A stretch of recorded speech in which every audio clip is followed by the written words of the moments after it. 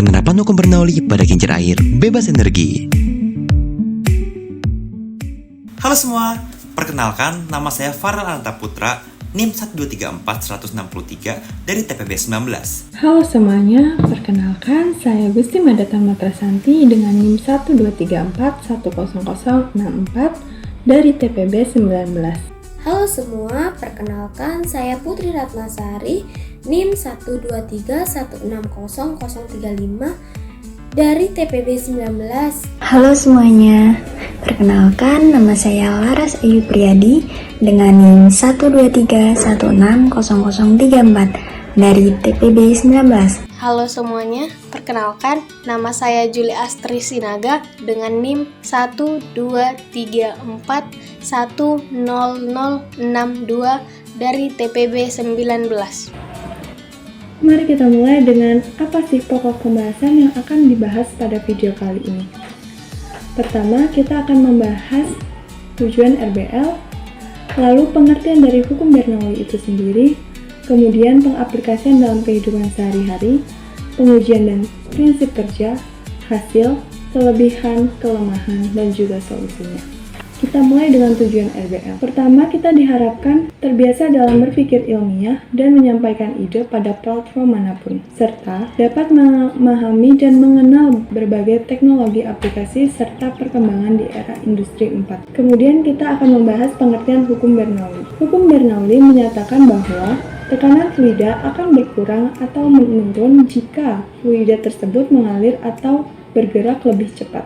Hukum Bernoulli berbunyi jumlah dari tekanan energi kinetik per satuan volume dan energi potensial per satuan volume mempunyai nilai yang sama pada titik sepanjang suatu garis lurus. Kemudian persamaan umum dari hukum Bernoulli adalah P1 ditambah setengah rho V1 kuadrat ditambah setengah rho GH1 sama dengan P2 ditambah setengah rho V2 kuadrat ditambah setengah rho GH2, di mana P adalah tekanan, rho adalah massa jenis, P adalah kecepatan, H adalah ketinggian, dan G adalah percepatan gravitas. Nah, aplikasi dari hukum Bernoulli ada banyak. Pertama, ada tangki berlubang atau penampungan air, alat penyemprot seperti obat nyamuk atau parfum, karburator pada motor, venturimeter, dan kincir air. Pada pembahasan kali ini, kita akan menggabungkan dua aplikasi di atas, yaitu tangki berlubang dan kincir air menjadi kincir air bebas energi. Sebelum kita masuk ke dalam pengujian, di sini perlu dijelaskan beberapa hal. Pertama, hukum Bernoulli berkaitan erat dengan jumlah tekanan, energi kinetik per satuan volume, dan energi potensial per satuan volume yang memiliki nilai yang sama pada setiap titik sepanjang garis lurus atau garis horizontal. Kedua, kincir air dapat bergerak dengan memanfaatkan penurunan air dari tangki air yang telah terpengaruh oleh prinsip Bernoulli. Ruang di dalam botol bekas tersebut terisi zat fluida dan air dapat masuk melalui sedotan yang berada di belakang lalu masuk ke dalam lubang botol tersebut. Mari kita masuk ke bagian pengujian. Jika dilihat pada gambar, terdapat beberapa simbol. Untuk memperjelas, H1 adalah tinggi air dari permukaan ke bawah tangki. H2 adalah tinggi lubang bocor ke bawah tangki. H besar adalah tinggi air dari permukaan ke lubang bocor. V1 adalah kecepatan air keluar, V2 adalah kecepatan kincir air. Jadi, pada bagian mana hukum Bernoulli diterapkan? Hukum Bernoulli dapat diterapkan jika kita ingin mengetahui kecepatan keluarnya air dari lubang botol tersebut. Dapat dilihat pada rumus pertama. Nah, karena luas alas botol jauh lebih besar dari luas alas lubang bocor dan luas alas berbanding terbalik dengan kecepatan relatif air, maka bisa kita anggap bahwa kecepatan awal atau kecepatan udara dalam tangki itu sangat mendekati 0. Nah, tekanan awal yang terjadi di dalam tangki tertutup itu berhadapan langsung dengan ruang kosong atau udara yang terjebak di dalam botol. Nah, pada lubang bocor, tekanan juga berhadapan langsung dengan udara. Maka, karena sama-sama tekanan udara, rumus ini dapat kita coret ke kedua sisi hingga mendapatkan rumus mencari volume keluarnya air, yaitu V1 sama dengan akar 2GH besar, di mana H besar adalah tinggi air dari permukaan ke bawah tangki dikurangi tinggi lubang bocor ke bawah tangki. Lalu, untuk menentukan kecepatan kincir air, kita dapat menggunakan rumus parabola. Dikarenakan V awal pada bidang vertikal dalam air yang keluar adalah 0, dan kecepatan horizontal yang keluar dapat ditentukan pada rumus yang sebelumnya. Sehingga, dengan rumus tersebut, didapat V2 sama dengan V1 kuadrat dikurang 2GY, di mana Y adalah jarak keluarnya air dari botol sampai ke salah satu bilah kincir air. Dan untuk mencari periode, kecepatan sudut, percepatan sentripetal hingga gaya sentripetal kincir air yang disebabkan oleh keluarnya air dari botol, dapat kita gunakan rumus dinamika rotasi, yang tertera di bawah. Prinsip kerja dari kincir air bebas energi yaitu 1. Buka tutup botol lalu isi dengan air sampai penuh. Jangan lupa sumbat pipa keluar agar air yang diisi tidak ikut keluar. 2. Tutup hingga botol menjadi ruang hampa udara. 3. Akan timbul tekanan akibat beberapa faktor yaitu massa jenis air, gravitasi, dan kedalaman air dari ujung atas hingga pipa keluar.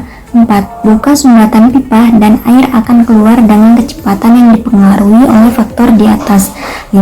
Air yang keluar mengenai salah satu tangan kincir air sehingga kincir air akan berputar akibat dorongan dari air yang jatuh.